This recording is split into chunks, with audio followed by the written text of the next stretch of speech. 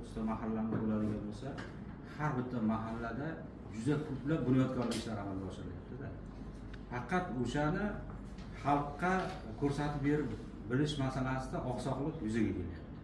Juda ko'p. Nafaqat prokuratura, hamma tashkilotlarning o'zining o'rni, o'zining hissasi bor. Faqat o'shani xalq bilish kerak. Bu narsa nima uchun men buni aytyapman?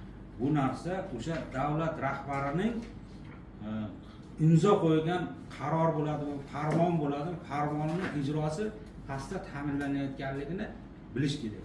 Biz hozir anaqa bo'ladigan bo'lsak, masalan, chiqilgan vaqtida oyligi sharhi kam dedi yoki bo'lmasa va hokazo bandlik masalasi boshqa.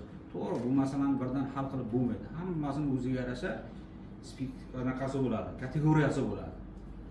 Hal qilinmaydigan masalalar bo'ladi. Lekin o'sha holatda ham o'sha fuqaro bo'ladimi, o'sha tashkilotning rahbari bo'ladimi, qanday bo'lishidan, kim bo'lishidan qat'iy nazar o'shanga nisbatan ham keskin qonuniy choralar ko'rilyapti.